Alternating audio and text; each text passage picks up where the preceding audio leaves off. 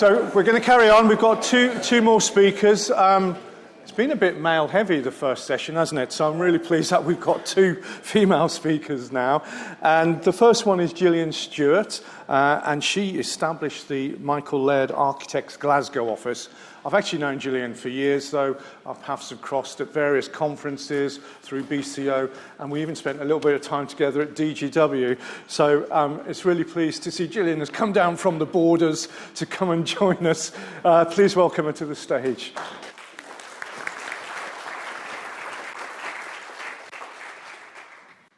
Thanks very much, Nigel. It's great to be here. I never having participated, but often attended. So I'm here today to talk you through some transformational stories that we have taken away from some of the recent projects that we've had at Michael Laird Architects.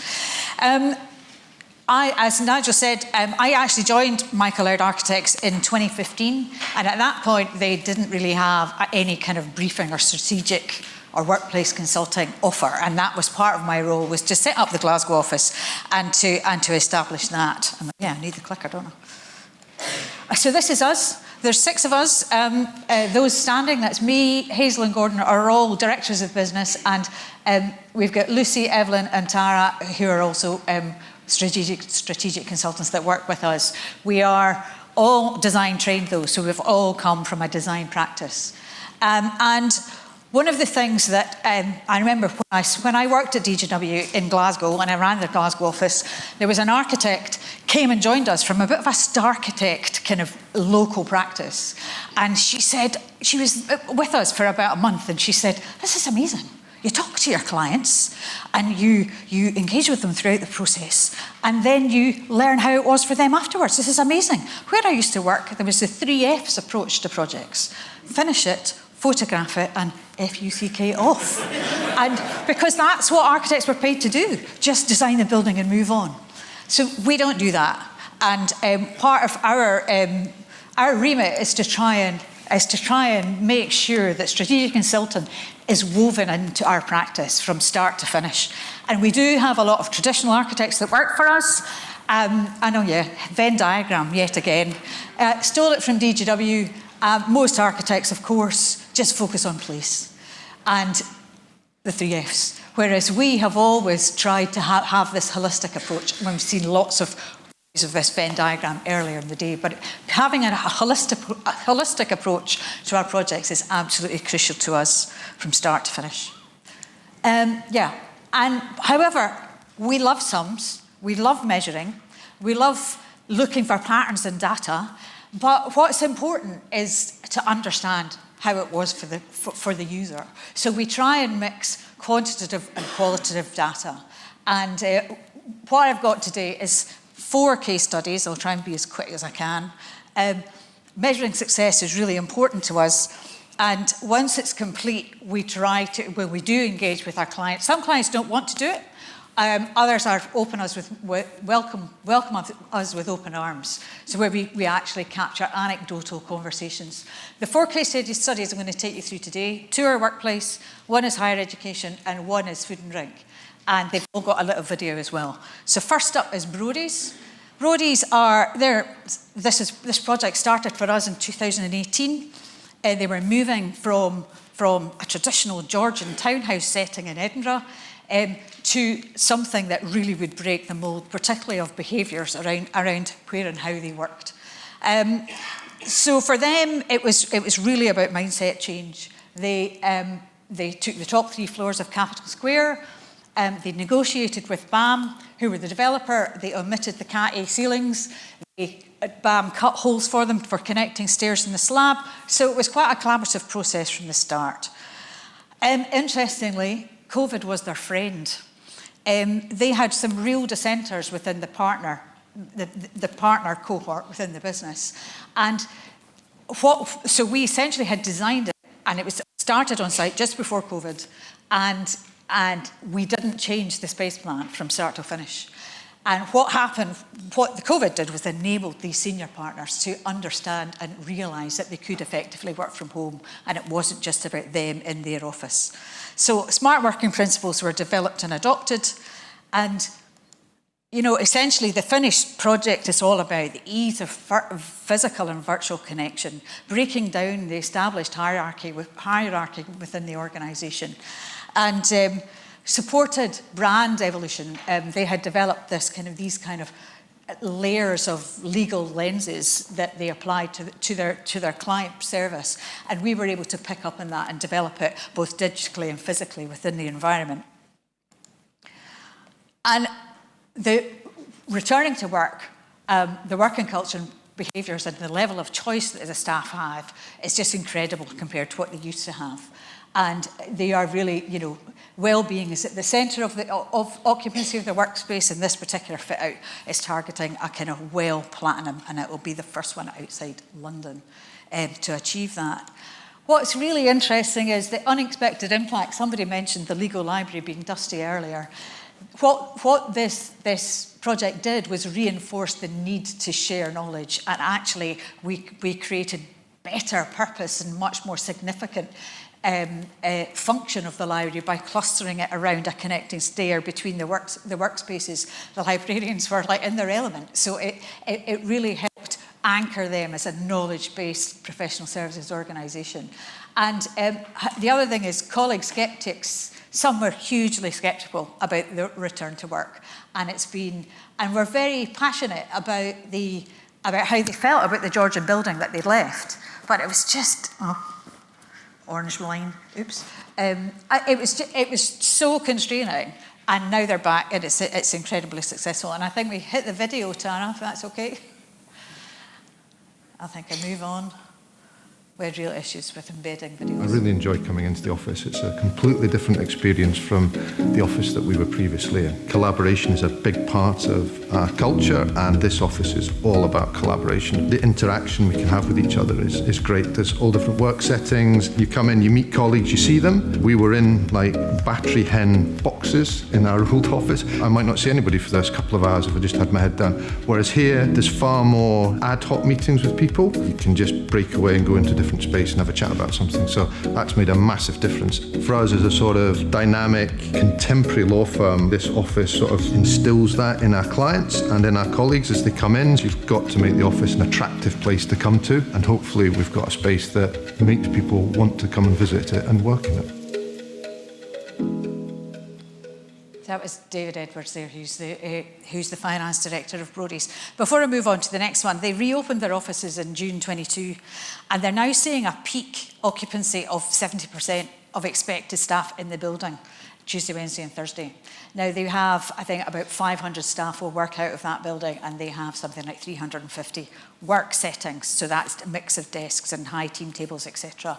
But what the staff told us was the consistent quality between client spaces and workspaces in terms of finishes, look, feel and consideration of design sends the right messages to all and creates something better than home.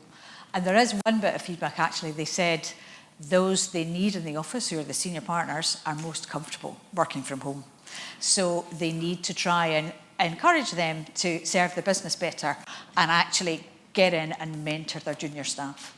So moving on to, who knows what a robotarium is? So this is the Scottish National Robotarium building, and this is the most mental brief I've ever written. It was a really interesting project, and it is the Scottish National Centre for Robotics and AI. It's a collaboration between Edinburgh University, Heriot-Watt University. It's sited at Heriot-Watt University and the Scottish Government. And there's quite a long video, so I'll fire through these pretty quickly. The initial brief totally paid off. This was the really early stage 1, 2 kind of diagrams, which highlighted all these various different robotic faculties. So you've got Ultra Labs, which is about tiny robots that work with manufacturing systems. Robotic and automated systems are about large-scale robots like automated agriculture, machinery, cars, drones, etc. HRI is human robotic interaction, and that's robots that will help us in the home as we're getting older. And this essentially, all linked with a forum space, and that pretty much has stayed standard since stage 2, which is great. It's all down to the briefing.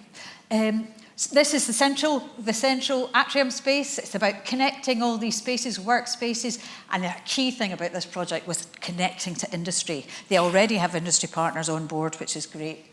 Sustainability, absolutely key, as most of architectural projects are now. There's this double skin facade, which actually helps cool and heat the building in summer and winter, but actually is a kind of dynamic projecting surface. Can't remember the name, Lucy, you'll probably tell me, it's up there. Projection mapping. And so this actually, it creates a real kind of vibrant visual impact on the campus. Initial launch was hugely successful. Industry partners are already engaged, and real energy from the team to push the boundaries to try to use robotics and AI. Highly censored space, obviously, to help with the future. So I'm going to go on to the video, please, Tara.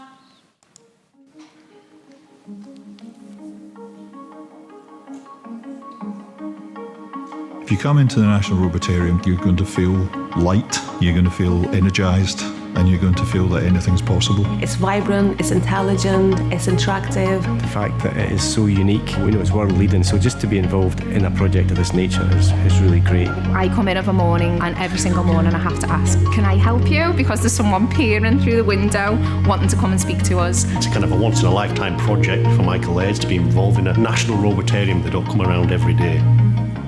The Robotarium is essentially it's a national centre for robotics and all that goes with robotics, to try and get new techniques that allow us to do things that are basically not possible to do before, or to do things more efficiently than they were being done before.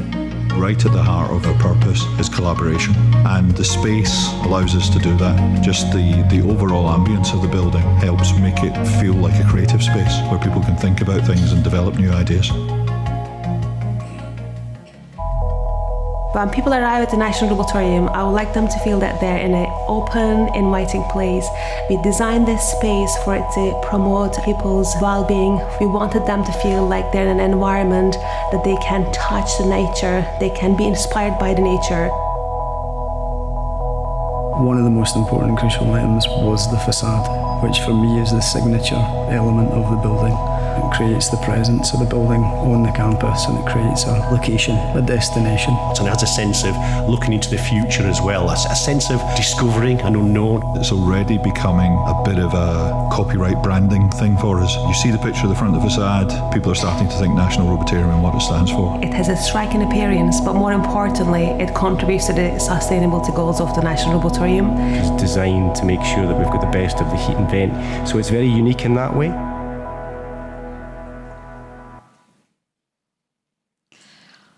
So it's early days for the Robotarium. It really just opened up to students and staff at the start of this academic year in September.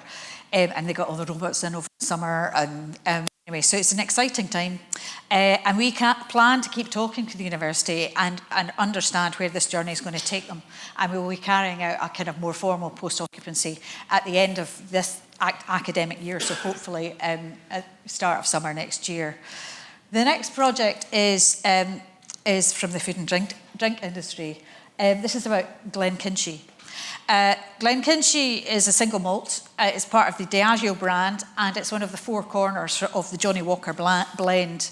And this project was about updating an outdated, unloved rural distillery, reinventing the visitor journey through a fully immersive experience. And for MLA, it's been fantastic and transformational working with brand designers and really learning from them about storytelling. The whole journey starts actually in the car park when you arrive, which is like here. You come down a hill, amazing, beautiful. It's in Pencaitland, which is in East Lothian, quite near Musselburgh, but just a beautiful landscape. So what we did was we actually completely recreated this amazing sensory garden that you actually walk through to get to the distillery here. There was originally a bowling green here. Apparently, bowling greens and distilleries, because distilleries needed workers, they created houses, and the bowling green was a kind of social centre for them. But it hadn't been used for about 30 years. So there was lots of communication or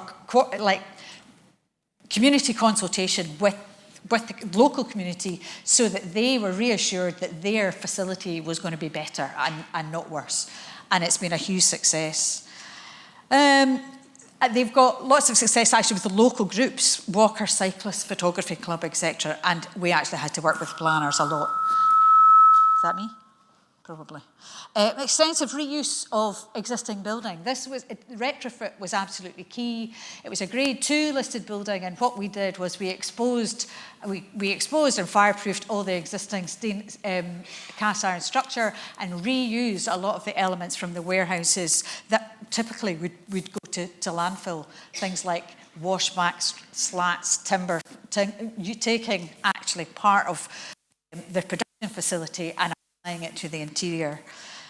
And what else have we got? Yeah. So again, actually layering on more materials that we've reused, slapping holes in the listed facade, but with planning approval to create vistas. This area is the kind of tasting area, and somebody got married here just last week. So it's hugely successful. And another thing about sustainability is Scottish Government is looking at the Golden Goose, which is all the kind of the successful distillery businesses that we have in Scotland, and talking about sustainability. How are you going to make them more sustainable? So much energy is being used in how you actually make the spirit. But Glenkinchie hope to be carbon neutral, because what they're planning to do is take the unusable parts of spirit, the heads and the tails from the run, and actually start using that to fire up boilers, etc. So they're looking to be carbon neutral by 2030. And Tara and I actually met 2 of the tour guides last week, and it was very interesting because this was John Johnson's tour. He actually used the word transformational. We hadn't put words in his mouth, honest. And they all had worked before and they'd worked after in the distillery. And what they said was that quality matters. They're doing less tours, but they're longer, they're more expensive, and they're more engaging, and people stay longer, they linger in the distillery, they use the bar, they use the cafe, they use the gardens, and they spend more in the shop. And it was quite interesting because Gordon's, it was Brian and John, and Brian said, we are the top whisky distillery attraction on TripAdvisor. They've gone from 4.2 stars to 5 stars. But they've also, all the Diageo team have been told globally that this is what they need. They've set the benchmark, what they're really pleased about. And John, who's a bit of a grumpy East Lothian, says, aye, that's great, but they all come here and they didn't pay. So I think, hit the video, Tara.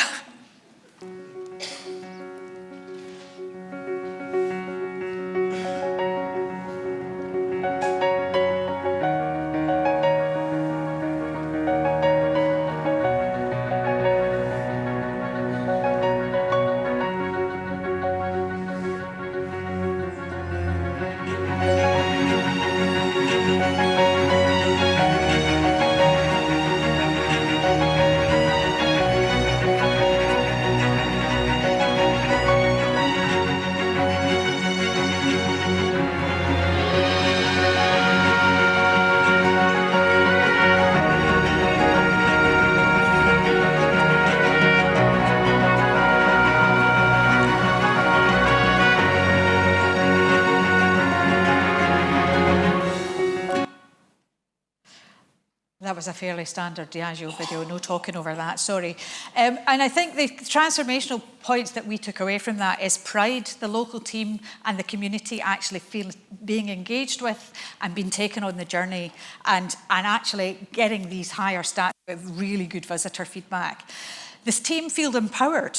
They're empowered to make changes and tweaks, and they actually share what they've done with other distilleries in the Diageo group around Scotland, and the increased revenue. Quality speaks volumes, which was John's words actually. Fewer tools offering longer quality experiences command higher prices, and people are voting with their feet, which is great. The final case study I'm going to talk about today is the Scottish Bible Society. This is quite an interesting project because the Scottish Bible Society inherited a church when they bought it for £1 in 1972. And this project was about transforming a poorly converted church because it was converted, because it essentially was a book or a Bible depository. That's all online now, so they had an opportunity to rethink how this space needed to support them in the future. It provided much needed meeting and collaboration and community spaces. The halls at the back are actually a ballet school. So they have lots of neighbours that could use this space. Other faith groups, just community groups, all sorts. But ultimately it allowed them to deliver their mission. It stayed true to and celebrated the building's history, and it was about humble finishes and welcoming spaces and something that's tactile and warm and welcoming. And so Bible Society's values were pretty much at the heart of the design. It was about expressing their brand, you know, the I am phrases embossed in like timber paneling. These are all fairly low budget, you know, simple graphics, referencing the Bible. And actually we made some books like Bibles, just in case you spotted that.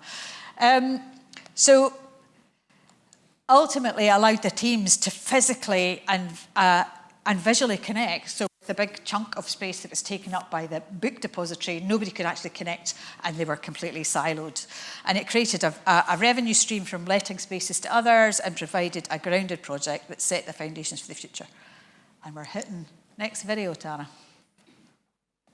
Still coming in 2 years later, it's still a really nice feeling of coming into this space. It just feels so friendly, and it's very open and inviting. It's much easier to do things collaboratively. It's just a much easier environment to communicate. The work that we do is kind of engraved in the walls of the refurb, which is such an encouragement to us as a staff team. We as a society want to present the Bible in an open-handed way, and this space is open. It's all about you engaging with it, not us telling you how to engage with it. It feels as though the new space is actually encouraging us on to think ahead. You know, it's an old church, and the integrity of the building has been maintained, but as soon as you come inside, it's fresh, it's future focused. It absolutely reflects who we are and what we do.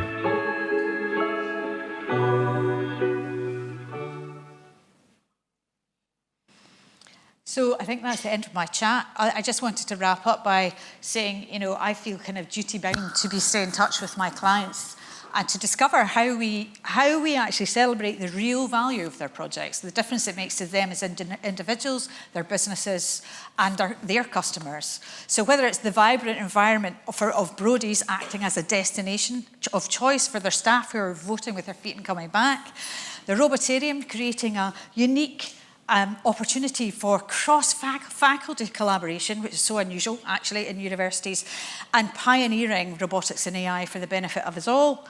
Glencrenshie Distillery and getting a new lease of life and a sense of purpose with an empowered, engaged team, and putting Pencaitland on the map. If you're ever in Edinburgh, you should go. It's fab.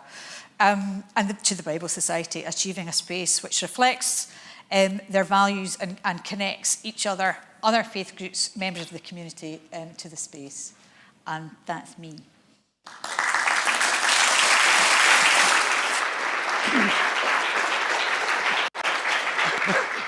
Many thanks, Gillian. Fantastic. I loved, I mean, not only did those spaces look cool, but the fact that you connected it to nature, natural elements, and at the heart of it was all about human needs, wasn't it? Yeah, So, yeah. There's something about space and memory which I think is really interesting.